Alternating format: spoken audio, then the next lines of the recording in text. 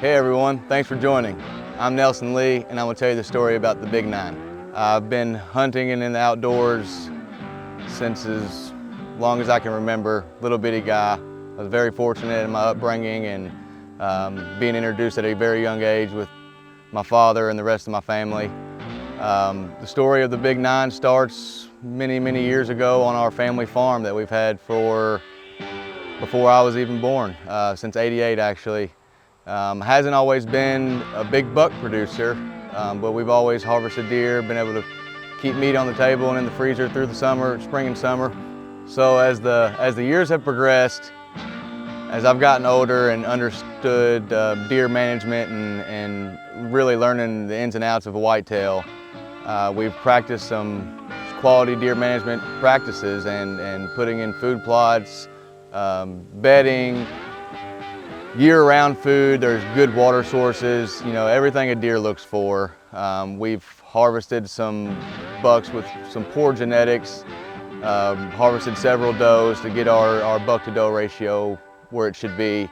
And in doing so, 5 or 6 years later, we're really starting to see some quality deer. The Big 9 was a deer that we picked up his sheds in 2020, which was a substantial year for me, actually harvesting a giant in Kentucky. This gross scored around 190, moving to the state of Indiana, taking a nice mid-140 buck on a permission farm with archery equipment as well. And then, you know, November 1st, no buck tags and just didn't feel right. I went up to Ohio, hunted some public ground really hard there. Ended up having some guys push me another 190 class freak. Ended up working out great for me. So anyways, we found this deer sheds in 2020, kind of caught our attention. In 21, we collected several photos and knew it was a deer we wanted to keep our eyes on. Wasn't one that we wanted to target at about 3.5 years old. Looking into 22, we found some deer on some other properties that we hunt and manage that were worth pursuing, and we had some luck there as well. So rolling into the spring, summer of 23, trail cameras and footages showed this deer was a frequent flyer, pretty patternable, and we knew come archery opener here in Kentucky, if we had a chance at this deer, we were going to take it. So the afternoon of opening day rolls around. We shower up, get our gear, grab the Quiet Cats and head up the hillside. Walked only about 100 yards from where we parked the Quiet Cats. Got set up.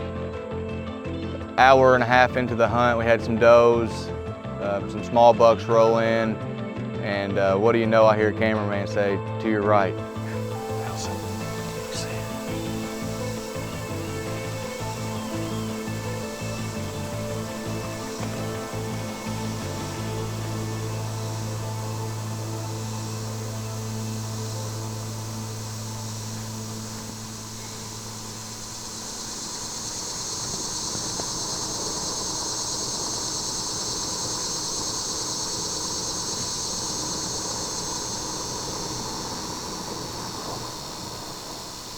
Nelson, to your right. I see it.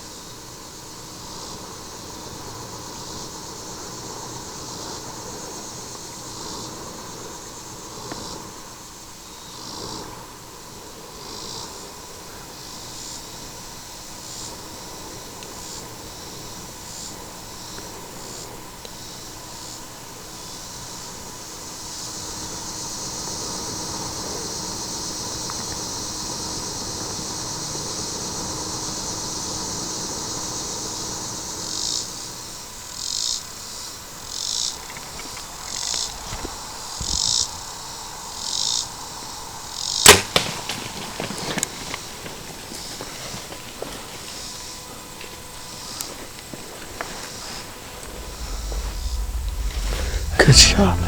It's not often you get it done on opening afternoon, opening day, but it sure is sweet, bittersweet getting it done that early.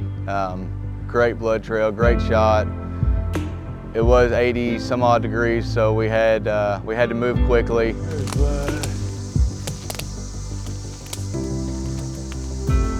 eyeball thing. Is that him? What is that, buddy? I think that's him. Let's go see what he looks like. That a boy. Goodness gracious. Oh, he's piled up. Wow, look at that deer, dude. Oh my God. Oh man, he ripped his velvet off falling right here. It wasn't like that in the film, was it? Let me get him drug out of here a little bit.